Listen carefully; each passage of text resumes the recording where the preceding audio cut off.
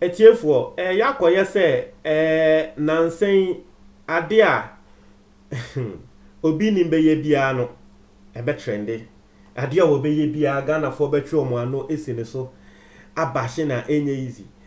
mesrɛ mo ende your first time ha ya ade ba kope eman subscribe na click notification bell ne so ya YouTube trend say mo amohwe no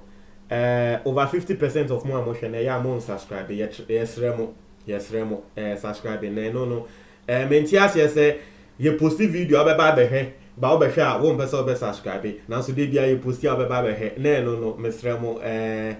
o de subscribe man yan konsem ne so de ya ka ene say ya koye say sisi ano de wo bi ni mbeye bia ebe trende Ghana fo betwe omo ano esine so edinatem omo atre say wo mo be bashe no since and from the time Kennedy Japan ebe expose no in a way no de wo be ye bia wo bi be ba bonten aba be kasa afa no na Ghana fo a efreme up to now wo mukuso a efreme etreme say oh de obi ni bia yenye obi ni ma yese wa yese no eto de bia me say asemu sisi ade eba ene say Sunday ya etwemu ende a me ye video yi ende Wednesday inti meka say 3 days ago Sunday and 2 days ago Sunday etwemu yi de si ene say ye ne aye nim sisi ade Ghana aye inti o wa sorry and o ye pastor na tre say o TV a obekwa kotena o TV station wo na wa broadcast live and I say obey Facebook live and known as the pastors to do na air. Obi nim wo 2 TV stations. OBTV, any Soul TV. And obviously broadcasting to his followers no enya asem. Obi nim ekotena ni TV station so na war broadcasting ama Ghana for. Na war broadcasting no wo bobo nsem bebre so eno na medi bibre mu a obi nim eka say oni Kennedy Japan de no enye say wo apologize you no nsuru wo bia nsem bebre na asamba akwa obi nim sanso kan ya ema Ghana for bonechi say wo ask for tithes wo bisa for tithes any offering through mobile money because obi nim ebo na sorry phone mobile money number ka say wutifia send the mobile money no efa sa number ne so ase sa de na wo bi nim no Ghana for bebre enti ase atolende still wo mo bashi wo bi nim a wo mo bo obi nim echi a wodwen ho kra ho nti ase me the story bro the first time obi nim asked for mobile money Ghana for anti ase no me the story bro obi nim aba reply sa asem no na de wo kan say Ghana for wo bisa for mobile money amonti ase no wonu obi nim no ntem wase yes wo bi beka say asori no yetifie ade na wo say ye sanso tia offering ye tia tithe e no obi nim say ne kre asori ne de wo bi atifie nti wo de wa adwen esususu sa wo beka say mitifie nti ma mi tia tithe but wonu obi nim no he still broadcasting the church live from the studios of his TV stations. Now every month satellite awakwaji a wo broadcast TV station ninti every month sika wo tia 1 billion for the 2 TV stations. Every single month sika wo tia 1 billion. Na ne workers a wo mo sa TV station no wo mo aketua embae. Na so every month wo tia 1 billion. Inti wasremu say wo broadcast asori live no ewo ni TV station no wo tia sa 1 billion na nka sika no won konko fa we he inti se wakasa muntia offering na wakasa muntia no enye se ebia mun kwa asori biominti ade na muntia offering da bi it is to pay for sa broadcast na wo ye amamo no we ene nsem a wo bi nim ode atodwa na wo bi nim ede asem we tudwa still nkofu susu se da bi obwa sika wenya ebini jade wo keka no Ghana for trust say Ghana for bo obini mechi enye easy. I have seen a panel discussion of some radio presenters bia wo mo bo obini mechi a enye easy na de omo kan ni na ne say yes embrace ade we nea e hya ase no na Ghana fo ebo asofo ana asori nkese bi echi say coronavirus aba mo be ya adoye mum no se nea mo beji followers ni sika e na mo dwen ho ende ne kra ne say ye kasa ye bo nsori n'echi no a lot of insori ababonten ababe ya adoye asori bi dia matekra no wo mo mpo de wo mo aheda identify wo mo asori sebe wo mo a wo mo ni bi wo mo identify wo mo asori wo mo a wo mo ni bi ena wo mo cheche enyama emo and I can even speak on that fact say me kra me area mete ebi esi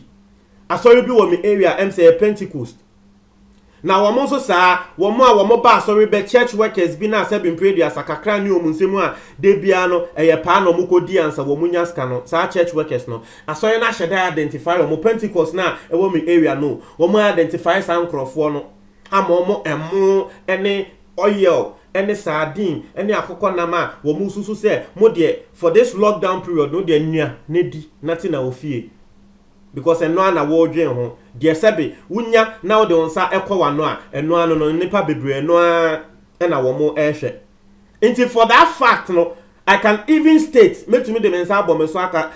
mensa abome bo so aka say for that fact de mempu mehu bi say Pentecost asori a ewo me area wo mo aye bi a wo mo acheche mo kotoku ama nkrofo nti nkrofo ka say wo obi ni me ehu say wa aye bibi saada because obviously who to me tell me say wo bi a wo ko obi ni masori bia ewo sika obviously obi be wo mo a wo ko obi ni masori a sebe pray dia sa eye pa e na de bia wo ko di ansa na ne nsa akona no na ende sa nipa ko no wotifie obi be wo mo a kponkpo e na wo koye not to speak against that. But yes, and that's any pa kono wotifie. Obi a minim na oye Mason. Ofreme. Ni Mason e ya na me ma ne ye enyama 1212 bi. Ofreme. Ena sisi ade senia yare na banti wo mu enkoye adwuma kra wo site kwamenkwa na eku wo mu wo fie. Ana o ka treme. Ekomenku an sisi ade wo mu ni hwe o me se asemo wo se nya nini na ete aha nti no nkrofo eka se yehu se wo bi nim ye bibisa asori kese aba beye eye adoye Kennedy Japan a wo beta wo bi nim echi wo no mpo de all the regions in this country Kennedy Japan na ya adoye Kwame despite ayadoye chese enye easy o ensori akesia babonti abe asori mi mpo de wo mpo de enye omo church members o asori bi wo mo apeka every day wo mo enye ediane egum na chese wo mo akọ deprived areas wo mo nim say area we de nkrofo mo ti ha sebe wo mo ni bebi di omo ni bibidi ana omo ni bebi da no mo akọ pakika na esi ho no mo acheche nduane na momo I've forgotten the Madam Fubi. Sorry, I work of Faith something. I've forgotten the name. Me kai dina me ba be boa tremo. Me hu ya me say wow. Ghana has say people are doing things. People are really doing things. People are calling on people like Obinim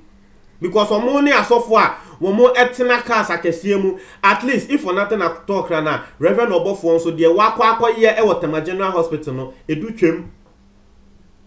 twem Sika wa mo inyama wato enye easy.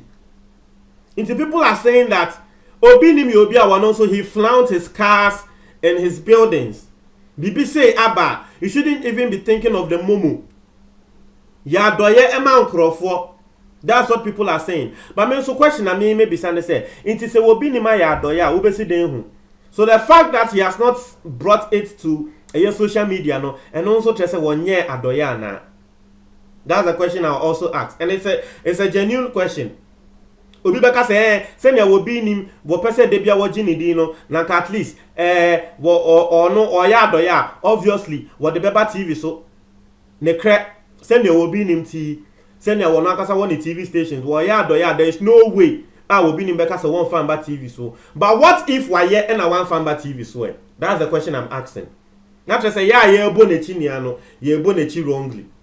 Inti asem bi say no eya ye kan won say eto de bia we don't know the brophobia ye omoka the inni greeties or say inner greeties or the brophobia ye omoka we don't know the intotos yen kind of slangs Ghana yen kasa yensem you don't know the intotos of the matter into to me hu ati ase into gofu bebre kasa e wa asem we hu Nkofu bebre Ghana ni bia babonto say I don't know why people call Obi ni me pastor chia ade we hu ntie obi si wo nim de ntie a Obi ni me friend pastor Obi so say I swear the shoulders no I say I swear the soldiers soldiers asemo I say I swear the soldiers should stop beating the people and they should go and meet Obi ni and give him a hot slap and then asema Obi so eka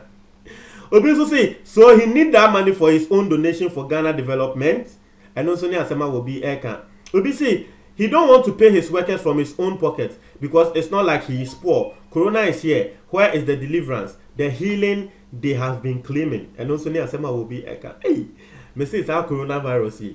If there's one thing a coronavirus here, it has exposed a lot of pastors in Africa. Not only in Ghana. If there's one thing, if there's one thing you can take from coronavirus, it has exposed a lot of pastors in Africa. Pastors are no more say ye dey besta way ya we ye dey nyame aka kire yen say betwem ye dey ya ye we nyame ayonya pastors are wo yes ade ni na no coronavirus has exposed them. Na me ka no member ye kasa about donations no no member Reverend Obofo Reverend Osu Bempaso abaso because one also donations bi akwa ye na nya easy. Every single day ndra video bi a me hu ye wo street so ekocheche eduane na nyama mankrofo bi a se be wo nso omu ni bi se Reverend also bempa asembo na ba ye ka ho asem papa ba nso a e wo se ye kasa efa ho wa ya de at least me hu ye craft since he has done 2 or 3 different donations different days just say e ade a wo gu so a wo ye be bo na ba so wa ya de mo try mo adwo comment box mo tie for me da say